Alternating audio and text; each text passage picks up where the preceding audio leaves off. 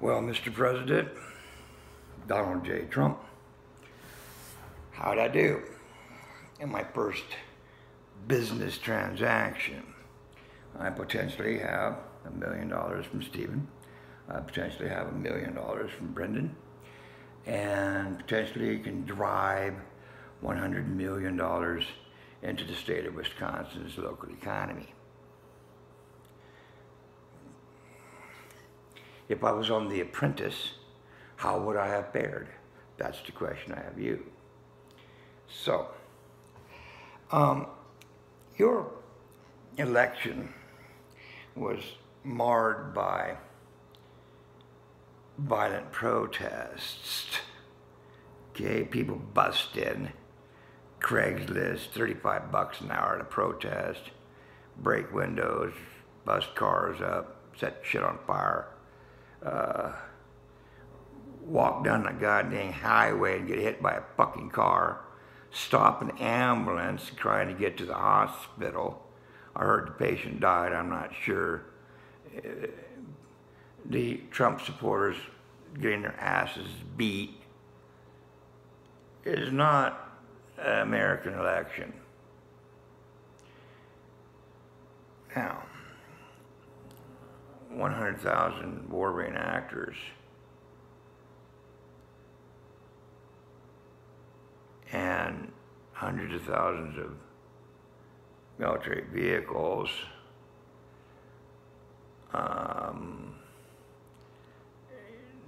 They are and can be a civilian reserve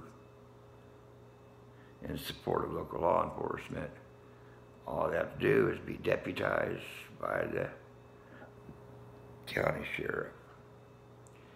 If we can fight war in Africa, Italy, Germany, go through the entire frickin' Pacific, island by island by island, all the way up to Japan's doorstep.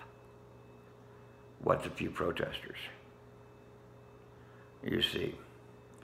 So, at every one of your rallies,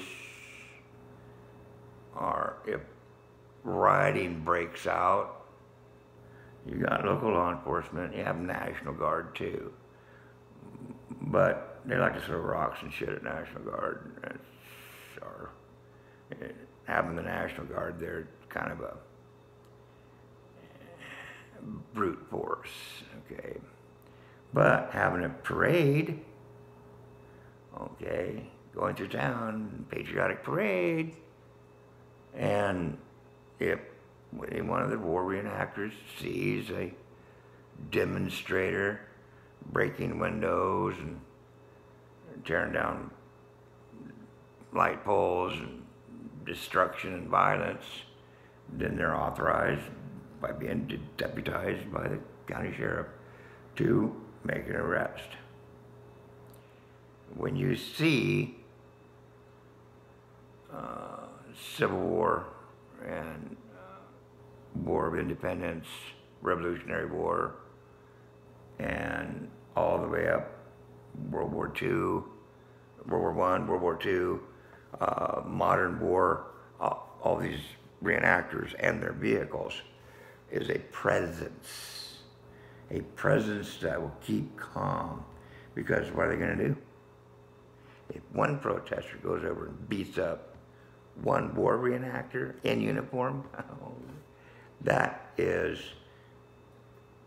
a public coup right there. That will piss off the frickin' public to no end, okay? So, in your bid for next year's election, or your next election, it would behoove you to make an example out of the Steven Avery, Brendan Dassey case on draining the swamp.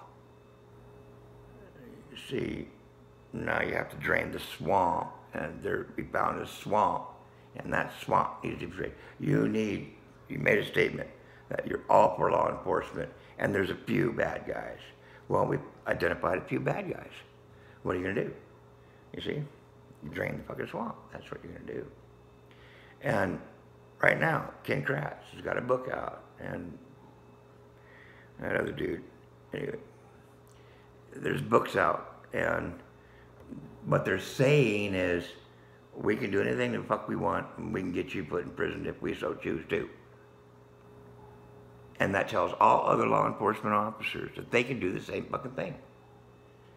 But now it's going to have to be up to you, Mr. President, to set the record straight and set a precedent that we will not tolerate rogue cops. We will not tolerate corruption in high places.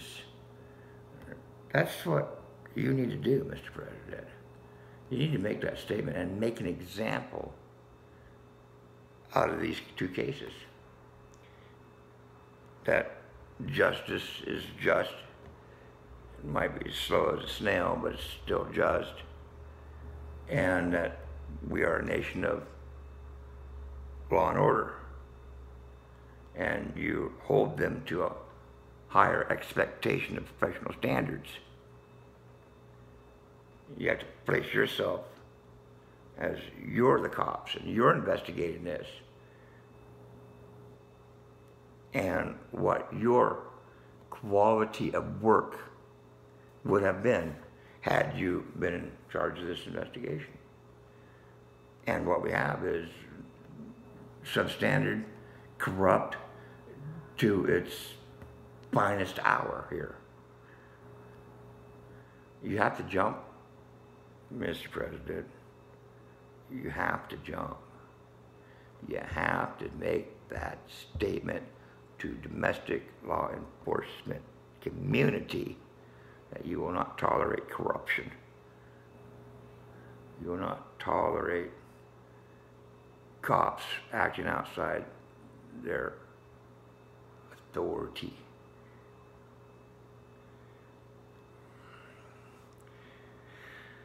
So again, I ask you, if I was on The Apprentice, how would I have fared?